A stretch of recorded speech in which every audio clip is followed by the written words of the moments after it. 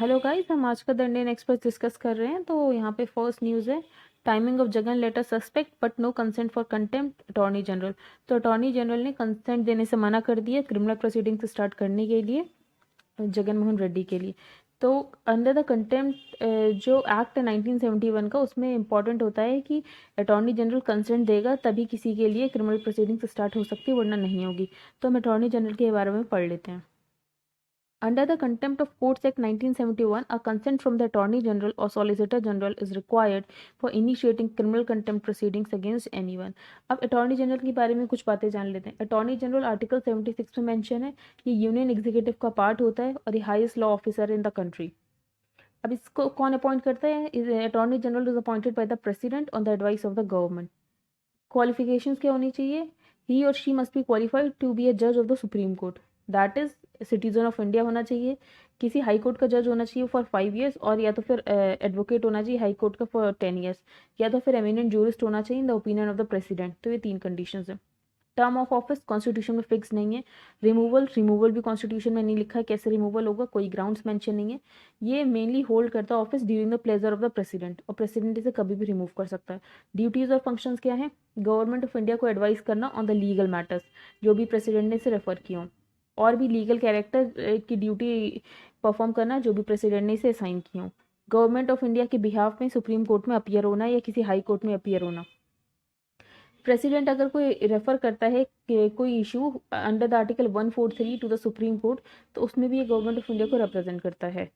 और इसको और इसकी ड्यूटी तो यही सब है, टू प्रेजेंट बस। और इसकी कुछ ड्यूटीज़, हाँ, इसके पास राइट होता है कि ये प्रोसीडिंग्स में बोल सकता है दोनों हाउस ऑफ पार्लियामेंट की, ज्वाइंट सिटिंग में भी वहाँ पे रह सकता है, पर ये वोट नहीं कर सकता है। मतलब हर मेंबर ऑफ पार्लियामेंट की तरह कुछ भी कर सकता है, बोल सकता है प्रोसीडिंग्स में, बस वोट नहीं कर सकता। सारे प्रिविलेजेस और इम्यूनिटीज़ मिलते हैं जो कि मेंबर ऑफ पार्लियामेंट को मिलते हैं। ये कैटेगरी ऑफ गवर्नमेंट सर्वेंट में नहीं आता है, और ये प्राइवेट लीगल प्रैक्टिस भी कर सकता है। तो ये प्राइवेट लीगल प्रैक्टिस के लिए डीबार नहीं है। Solicitor General of India and Additional Solicitor of General of India assist the Attorney General in fulfillment of responsibilities। तो Solicitor General of India और Additional Solicitor General इसकी हेल्प करते हैं जो भी इसके पास रिस्पॉन्सिबिलिटीज होती हैं। अब ये नेक्स्ट न्यूज़ है, on table for next round of LAC talks thinning of troops. अब हमारे प्राइम मिनिस्टर और चाइनीज प्रेसिडेंट जी जिनपिंग, ये लोग मिलने वाले हैं। बहुत सारे वर्चुअल समिट्स होंगे इस मंथ, जैसे कि ब्रिक्स, SCO, G20। तो ये देखा जा सकता है कि इन सब मीटिंग्स में कुछ टेंशन्स कम हो और कुछ ट्रूप्स की थिनिंग और कुछ ट्रूप्स कम किए जाएं। Sources said this is largely supposed to translate into thinning of troops masked by the two sides on the north and south banks of Pangong Tso Lake। तो वहाँ पर जो पैंगोंग सो लेक है और गोगरा और हॉट स्प्रिंग एरियाज में, वहाँ पे सोचा जा सकता है कि वहाँ पे इन सब मीटिंग्स के बाद कुछ इनिशियल डिसंगेजमेंट देखने को मिले। तो आपको पता होगा कि चाइनीज आर्मी उधर वाले एरिया में आ गई है, ईस्टर्न लद्दाख में। Next news, fraud went on unchecked even as red flags were waved in centre and state. तो हम ये 2 दिन से ये न्यूज़ आ रही है कि इंडियन एक्सप्रेस स्कैम को इन्वेस्टिगेट कर रहा है। उसमें देखा गया है कि प्री मैट्रिक स्कॉलरशिप स्कैम चल रहा था। तो अब आज एक और इन्होंने पॉइंट उठाया है कि जब इन्होंने इंडियन एक स्कूल को जाके बताया कि आपके यहाँ 180 बेनिफिशियरीज हैं जो कि सेंटर की प्री मैट्रिक स्कॉलरशिप ले रहे हैं फॉर द माइनॉरिटी स्टूडेंट्स, तो वहाँ के प्रिंसिपल फिर तुरंत पुलिस के पास चले गए क्योंकि उनके स्कूल इतनी स्कॉलरशिप ले ही नहीं रहा था। तो on October 31, barely 48 hours after the Indian Express told him that official records had listed 180 beneficiaries from his school from the center's pre-matric scholarship for minority students, the principal of Blue Bells in Jharkhand's Ramgarh rushed to the nearest police station. We have not applied for any minority scholarship। तो इससे पता चलता है बहुत बड़ा scam था। 61 करोड़ का तो स्कैम हो ही चुका है। अब union ministry of minority affairs ने भी इस मैटर को अपने हाथ में लिया और वो देखेंगे कि क्या चल रहा, और फिर इसमें इन्वेस्टिगेशन होगी। अब हम नेक्स्ट पेज पर चलते हैं। Over 5000 teachers to be mapped to bridge gap with industry needs. तो ये गुजरात का एक मॉडल है, पर ये यूज़ हो सकता है इंडिया में भी। To bridge the gap between academicians and industry requirements, the state education department is creating a common portal that will contain database of over 5000 higher education and technical teachers from government, grant and aid and self-financed institutes across the state। तो जो academicians होते हैं और जो industry requirements होती हैं, उनमें पता नहीं होता ना किसको कितनी रिक्वायरमेंट्स है, तो उस गैप को ब्रिज करने के लिए स्टेट एजुकेशन डिपार्टमेंट एक कॉमन पोर्टल बना रहा है जिसमें डेटाबेस होगा 5000 हायर एजुकेशन और टेक्निकल टीचर्स का, जो कि गवर्नमेंट के होते हैं, ग्रांट नेट के होते हैं। मतलब अगर इंडस्ट्री को ऐसे एकेडमिशियंस की जरूरत पड़ी तो वो यहाँ से डायरेक्टली हायर कर सकते हैं।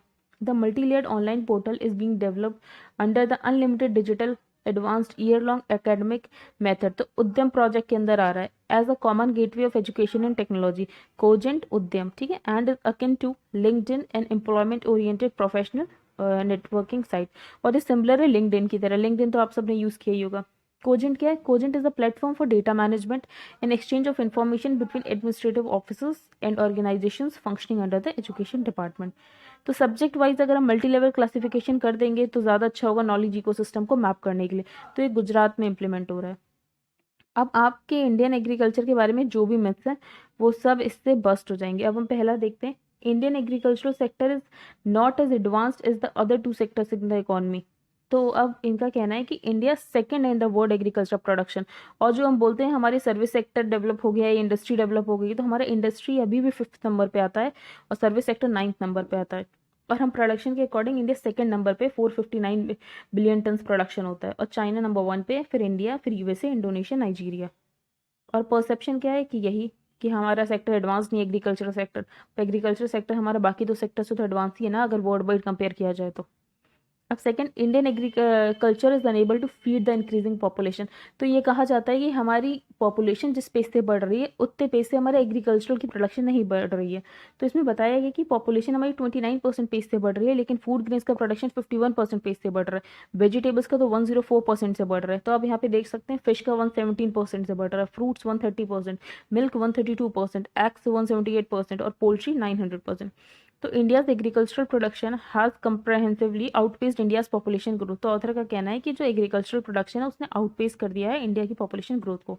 जो भी सोर्स ऑफ डाइटरी एनर्जी हैं वो वेजिटेरियन, लैक्टो, वो यही रहता है सबका, primarily plant and milk based but includes eggs, meat and fish still form a minor share unlike other countries। हमारे यहाँ मीट और फिश भले ही कम है बट बाकी वेजिटेबल प्रोडक्शन, हॉर्टिकल्चर प्रोडक्शन सब बड़ा है। Milk is the single largest food consumed by Indians in terms of volume and value. There is enough in country capability to ensure national food security. तो हमारी इतनी capability है कि हम अपनी नेशनल फूड सिक्योरिटी में तो सेल्फ रिलायंट ही रहे कि अपनी पॉपुलेशन को फीड कर सकें। India's agricultural growth has decline in recent years. ऐसा बोला जाता है कि इंडिया की एग्रीकल्चर ग्रोथ डिक्लाइन हो गई है और हमें सेकंड ग्रीन रेवोल्यूशन की ज़रूरत है। तो यहाँ पे डेटा दिया गया है कि हमारी एक्चुअली ग्रोथ बढ़ ही रही है। ये आप देख सकते हैं यहाँ पे हमारी ग्रोथ, एग्रीकल्चर आउटपुट बढ़ता ही गया है, 2019 में सबसे ज़्यादा है। तो ये स्टडीली इंक्रीज ही हो रहा है। Green revolution in the beginning was food grain centric low value, पर आगे देखा जाए तो हमारा जो प्रोडक्शन है वो हॉर्टिकल्चर में बढ़ा है, लाइव स्टॉक कमोडिटीज़ में भी बढ़ा है, जबकि जब ग्रीन रेवोल्यूशन हुआ था तब तो सिर्फ वीट, पैडी, फूड ग्रेन्स में बढ़ा था। अब नेक्स्ट में चलते हैं। Nearly 60% of Indian labour force is engage in agriculture. ये बोला जाता है 60% हमारी इंडियन लेबर फोर्स एंगेज है एग्रीकल्चर में, पर डेटा के अकॉर्डिंग देखा गया 42% है। As the Indian economy grow the work force engage in agriculture supply decline from 60% to 42% in 2019।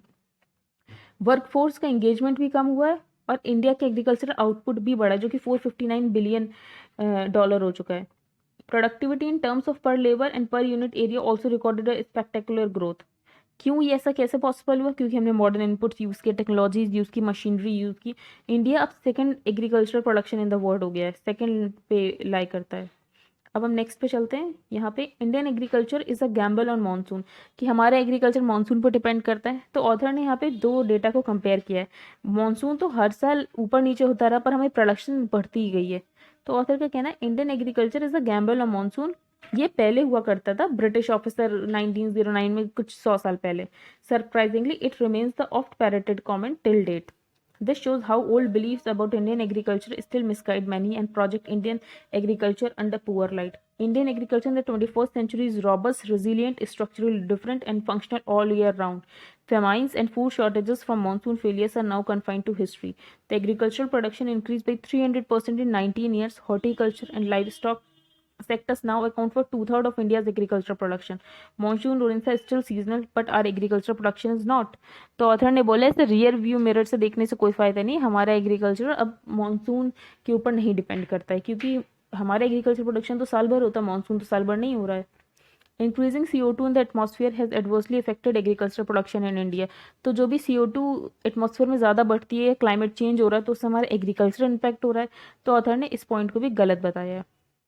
Increasing CO2 concentration has not adversely impacted India's agricultural output, क्योंकि CO2 में increase हुआ है 11% फ्रॉम 370 ppm टू 409 ppm, लेकिन हमारा agricultural output रोज हुआ है 350% से। तो मतलब इतना इफेक्ट नहीं पड़ रहा है CO2 कॉन्सेंट्रेशन का बढ़ने से। ये आप देख भी सकते हैं ग्राफ में कि हमारा कैसे इंडिया का एग्रीकल्चरल आउटपुट कैसे बढ़ा है और यहाँ पे CO2 का एटमॉस्फेरिक कॉन्सेंट्रेशन कैसे बढ़ी है। अब हम नेक्स्ट पे जाते हैं। Farmer suicide are rampant and on the increase in India. ये देखा जा रहा है कि हमारे यहाँ फार्मर सुसाइड बहुत ज़्यादा हो रहे हैं, पर ये देखा गया कि नॉन फार्मिंग सेक्टर में ज़्यादा सुसाइड हो रहे हैं। Farming sector India's largest employment provider shows study decline in the suicide numbers. For every 100 suicides in India, 8 are from the farming sector and 92 are from the non-farming sectors. Sikkim has the second largest suicide rate in India, 33.1 per 1 lakh population. अब next, Indian farmers use pesticides excessively and indiscriminately, कि हम बहुत ज़्यादा pesticides use करते हैं। तो ये author ने ये डेटा दिया है और इसका सोर्स क्या है, फिलिप्स मैकग्रेगर और वर्ल्ड बैंक डेटाबेस। तो इसमें बताया जा रहा है कि इंडिया की सबसे ज़्यादा अच्छी पेस्टिसाइड यूज एफिशिएंसी है, मतलब हम इतना ज़्यादा पेस्टिसाइड यूज़ नहीं कर रहे हैं। अब पेस्टिसाइड यूज एफिशिएंसी क्या होता है? पेस्टिसाइड यूज एफिशिएंसी होता है value of agricultural output upon value of pesticide use. तो मतलब कि जितना ज़्यादा होगा वो कंट्री उतना अच्छा पेस्टिसाइड को मतलब कम यूज़ कर रहा है। तो हमारा सबसे ज़्यादा है तो हम सबसे कम यूज़ कर रहे हैं। Highest efficiency belongs to the country that uses the lowest to produce the highest. तो हमारे यहाँ हाईएस्ट एफिशिएंसी है, तो मतलब हम पेस्टिसाइड भी इतना ज़्यादा यूज़ नहीं कर रहे हैं। अब next article next point, Indian agricultural commodities are heavily contaminated with pesticide residues. तो ऐसा बिलीव किया जाता है कि pesticide residues Indian agriculture commodities में बहुत ज़्यादा होते हैं।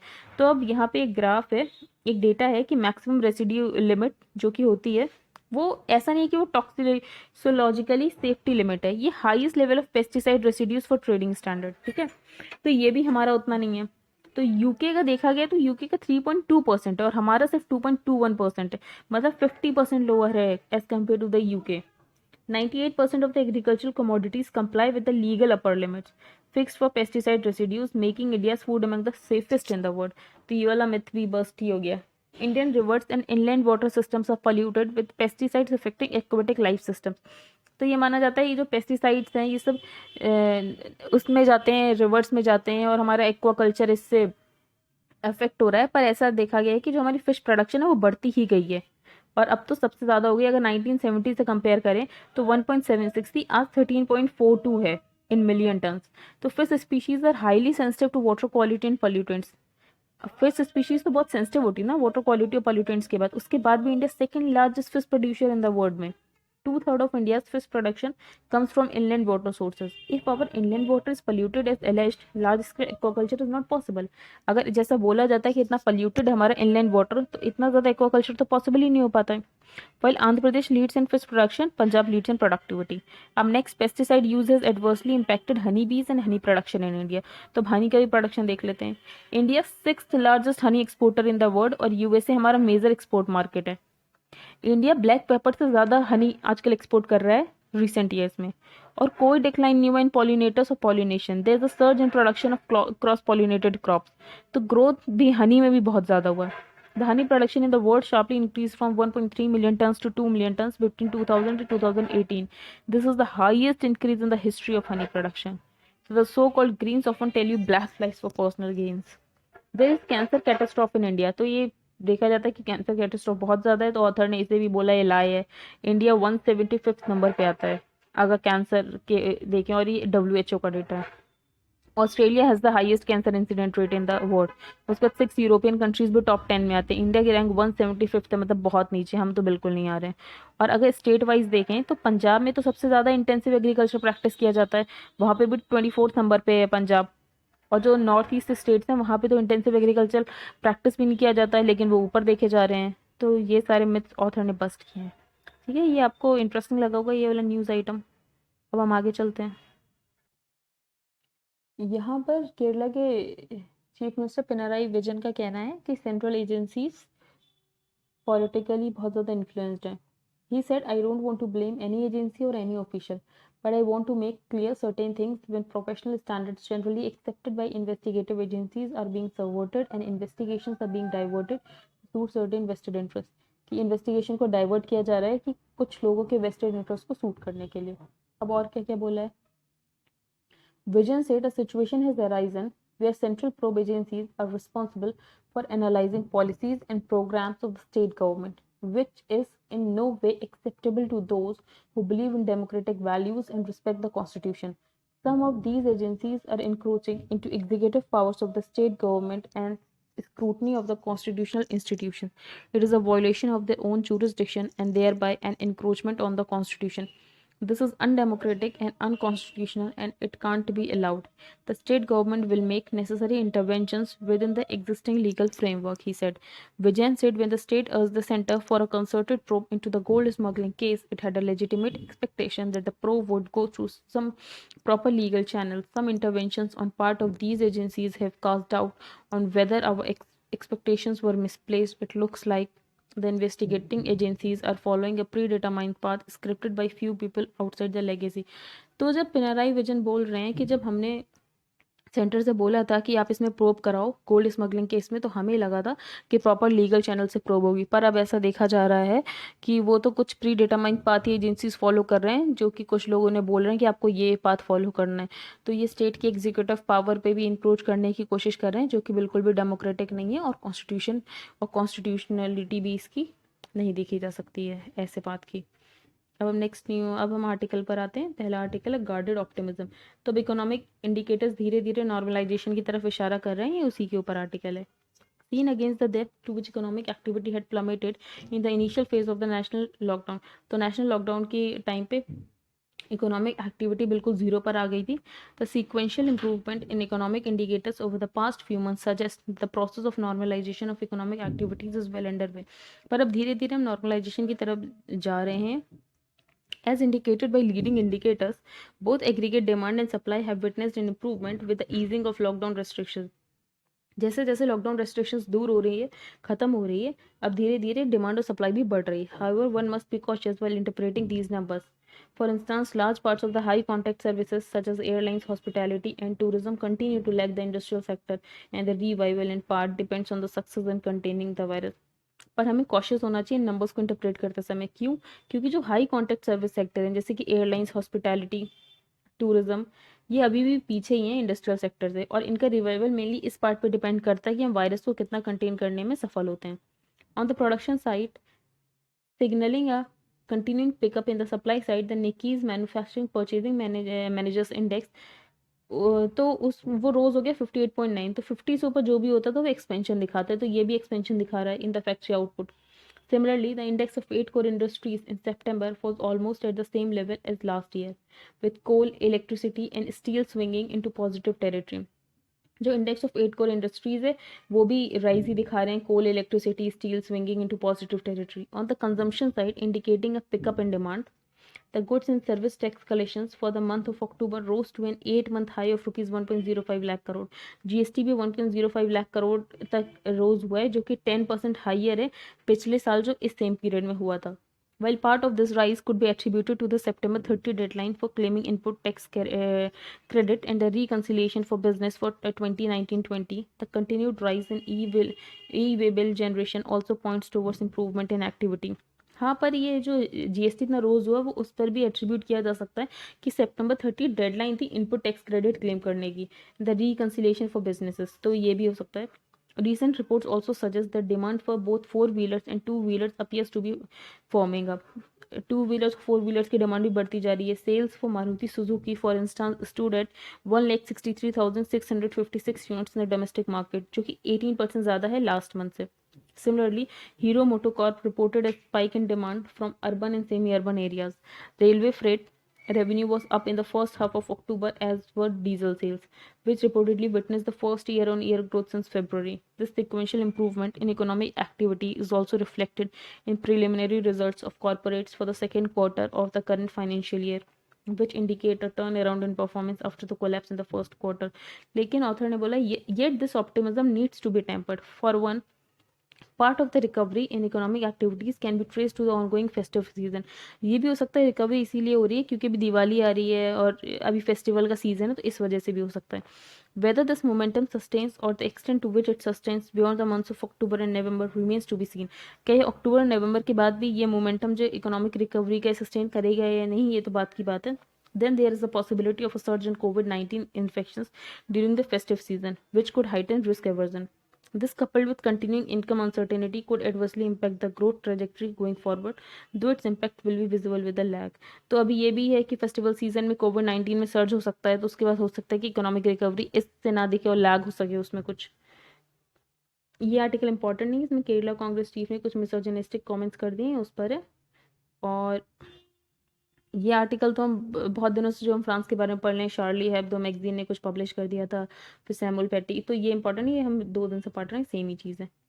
ये एन अमेरिकन स्टोरी, ये भी एग्जाम पॉइंट ऑफ व्यू से तो इम्पोर्टेंट नहीं है क्योंकि इसमें कमला हैरिस का ओरिजिन दिखाया गया और ब्लैक के साथ वहाँ पर जो भी उनको जिस सिचुएशन में जीना पड़ता है, तो ये भी इंपॉर्टेंट नहीं हमारे पॉइंट ऑफ व्यू से, यूपीएससी के पॉइंट ऑफ व्यू से। अब ये इंपॉर्टेंट है, आउटसाइड द क्वाड तो इंडिया कहाँ का इंगेज हो सकता है। Australians' participation in the annual Malabar exercises kicking off this week in the Bay of Bengal marks the emergence of the Quad as a new feature of the Indo-Pacific geopolitics। अब Australia को भी include कर लिया है Malabar exercise में, तो quad में एक नया फीचर ऐड हो गया of the Indo Pacific geopolitics. अब मालाबार एक्सरसाइज 4 कर रहे हैं, ऑस्ट्रेलिया, इंडिया, जापान और US. Although the recent decisions on its consolidation have all come in the final weeks of the President Donald Trump's first term, the Quad is likely to endure thanks to the strong institutional commitment to all 4 capitals Canberra, Delhi, Tokyo और Washington। तो ये चारों countries अब Malabar exercise करेंगे और इन चारों का ही group है क्वाड का। The question is no longer about the Quad sustainability, but India's ability to take full advantage of the possibilities after the US elections to construct a wide range of new international coalitions।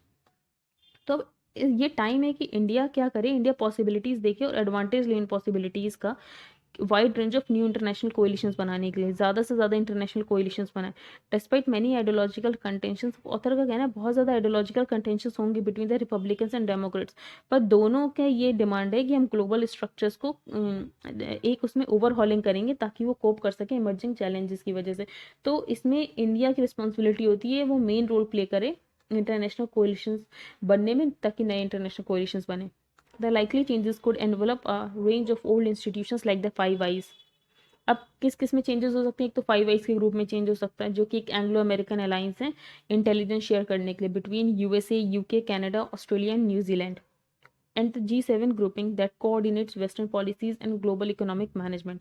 We could also see the creation of a new league of democracies that will address a wide range of issues, including the defense of shared values, commerce, corruption, taxation, climate change, and digital governance।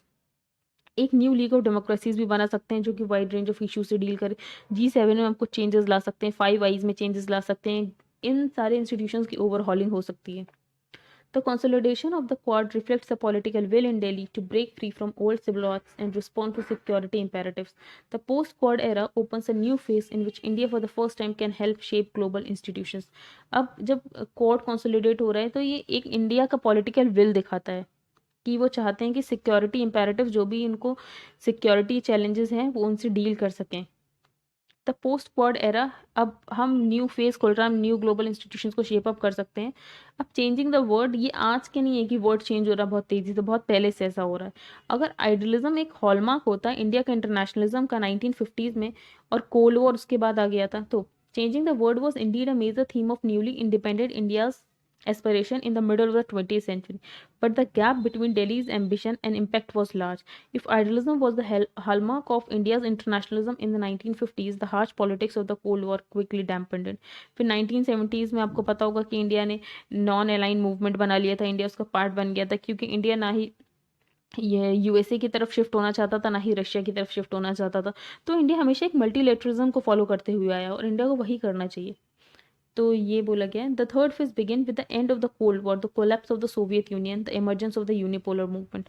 तो फिर क्या हुआ, धीरे धीरे जब cold war खत्म हुआ तो सोवियत यूनियन तो कोलैप्स हो गया और उसके बाद यूनिपोलर वर्ल्ड हो गया जहाँ पे वॉशिंगटन ही आ गया, मतलब यूएसए की मोनोपोली चलने लगी। And the Washington consensus in favour of globalisation. और उसके बाद भी इंडिया का ओन इकोनॉमिक मॉडल कोलैप्स हो गया था 1991 में, फिर हमने रिफॉर्म्स किए थे एलपीजी के पास। तो दिल्ली के पास कोई ऑप्शन नहीं था कि अपने पॉलिटिकल एम्बिशंस के साथ वो टेम्पर कर सके, जबकि उसे पॉलिटिकल हेड डाउन करके अपनी इकोनॉमिक रिफॉर्म्स पे फोकस करना चाहिए था और वर्ल्ड को प्रिवेंट करना था कि वो ज़्यादा उसके इंटरनल अफेयर्स में इंट्रूड ना करें।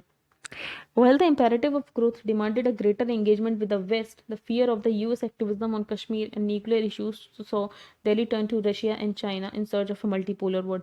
तो हमें ये डर था कि यूएसए के एक्टिविज्म हमारे कश्मीर और न्यूक्लियर इश्यूज को और ख़राब ना कर दें, इसलिए फिर हमने किसकी तरफ देखा, हमने रशिया और चाइना की तरफ देखा एक मल्टीपोलर वर्ल्ड की सर्च करने में।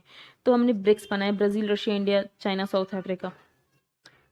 Delhi soon found that differences with the US on Kashmir and nuclear issues were easing। पर धीरे धीरे हमारी यूएस के साथ कश्मीर पे जो हमारे व्यू पॉइंट थे और न्यूक्लियर इश्यूज पे जो व्यू पॉइंट थे वो धीरे धीरे ठीक होने लगे जॉर्ज डब्ल्यू बुश की वजह से, ठीक है।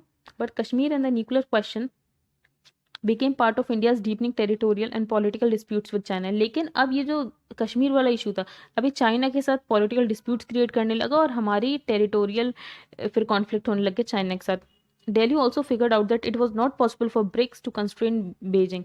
फिर दिल्ली ने ये भी फिक्र कर लिया कि ये जो 5 कंट्रीज का जो हमने ग्रुप बनाया उसमें ये 4 कंट्रीज इतने बड़े नहीं है कि चाइना को कंटेन कर सके। As India's focus inevitably shifted to the construction of a multipolar Asia, the Quad and its central role in constructing a stable balance of power in Asia become apparent. इसलिए Quad का role important हो गया multipolar Asia बनाने के लिए। That brings us into the fourth phase in India's multilateralism that is marked by 3 features. अब India का multilateralism 3 features की वजह से मार्क होता है। वो कौन से हैं? दिल्ली की इंटरनेशनल स्टैंडिंग में राइज, फिर breakdown of the great power consensus on economic globalisation, और तीसरा यूएस और चाइना की rivalry. Shaken by the aggressive Chinese strategy to weaken the US-led post-war architecture, both Republicans and Democrats are eager to reorder international institutions। तो हमने ये पढ़ ही लिया था, दोनों ही इंटरनेशनल इंस्टीट्यूशन को ओवरहॉल करना चाहते हैं, मे वो ट्रंप हो या फिर बाइडन हो। The Trump administration has already sought to imagine the Quad's possibilities beyond the defense domain। Trump administration ने भी तो बात कर ली थी कि क्वाड को हमें डिफेंस डोमेन से और भी आगे एक्सपेंड करना चाहिए। The invitation to India to join a Five Eyes meeting earlier this month in Tokyo on communication security came amidst the bipartisan calls in the US Congress for the expansion of the forum and the inclusion of the India। अब Five Eyes की meeting में भी India को बुलाया गया था इस बार Tokyo में। While an early expansion of the forum is not on the cards, it appears interested in developing wider circles of intelligence sharing and cooperation। अभी तो भले ही ना हो फाइव आइज के एक्सपेंशन, पर हाँ इससे हमारी जो इंटेलिजेंस की सर्कल्स है वो वाइड होती हुई दिख रही है।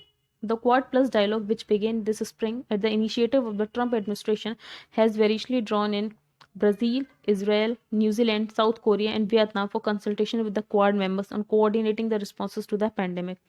Both Republicans and Democrats are veering around to ideas of the free world coming together to set up a new international coalition to address the emerging challenges from China।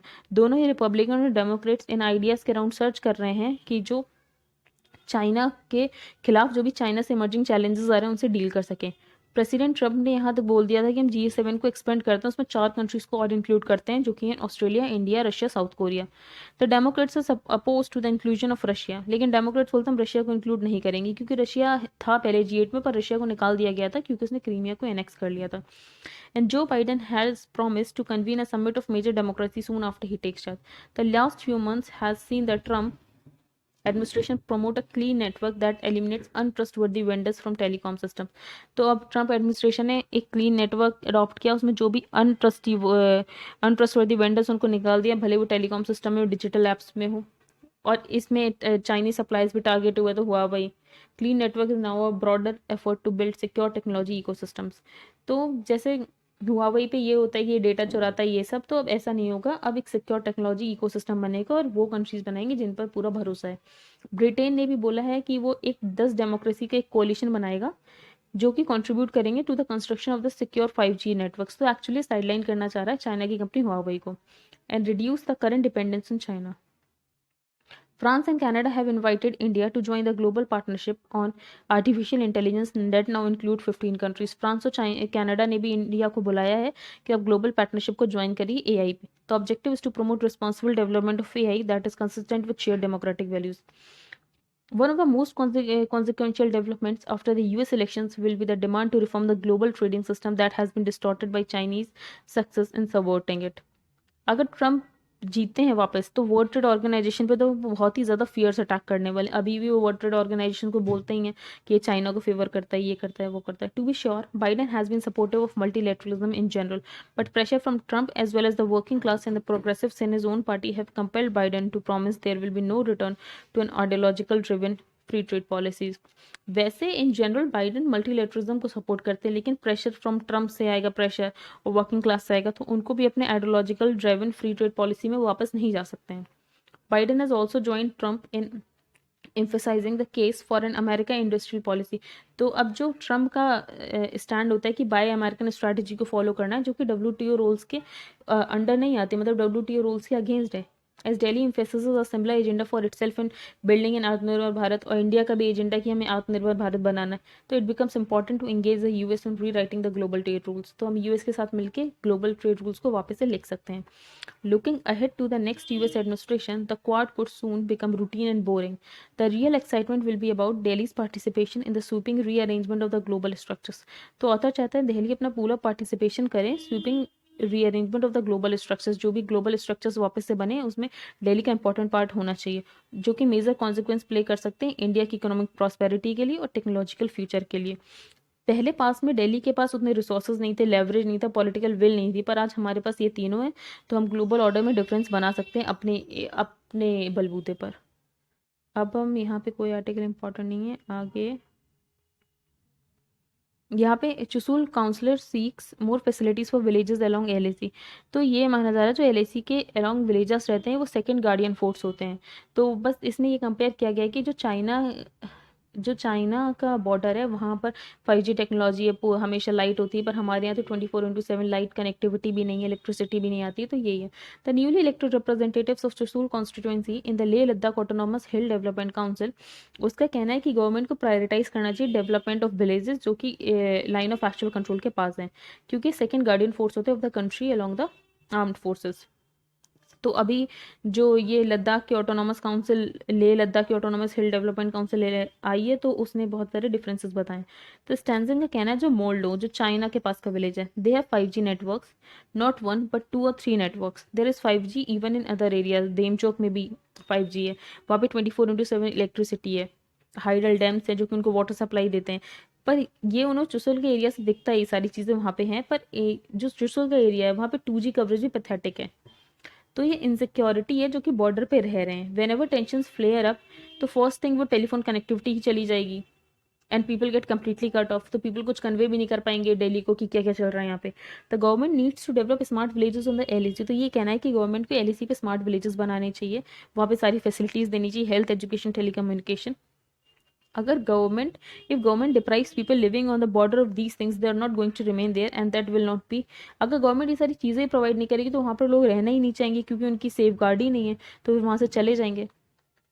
और उनका कहना है we are the government's eyes and ears there, our people notice everything, people living at the border are the second guardian force of the nation, they are soldiers without uniform. तो वहाँ पे यही सब है, इसमें ज़्यादा इंपॉर्टेंट बस इतना ही है। अब हम आगे चलते हैं। टाइफून गोनी आया है, कहाँ पे आया है? फिलीपींस में आया है, ठीक है, ये याद रखना आप। यहाँ पे second tranche, centre to transfer 6,000 crore to 16 states and 3 UTs। तो अब GST कॉम्पनसेशन स्टेट को देने की बात आई थी, तो सेंटर ने बोला कि ठीक है हम उधार लेकर दे रहे हैं आपको। तो सेंटर ने बोरो किया, और सेंटर ने इस बार 4.42% पे बोरो किया है, जो कि lower than the cost of borrowings for the states and the UTs। The Finance Ministry on Monday said it will transfer the second tranche of borrowing worth rupees 6,000 crore for compensation shortfall। जो भी compensation shortfall होगी 16 states और 3 union territories को, जिसमें बहुत सारे states आते हैं, तो सेंटर ने बोरो किया 6,000 करोड़ इन 16 स्टेट्स और 2 UTs को देने के लिए। अब सेंटर का टोटल बोरिंग अमाउंट हो चुका है इस स्पेशल विंडो के अराउंड 12,000 करोड़। तो ये इंपॉर्टेंट है। अब I think that's it for today. Thank you and have a nice day.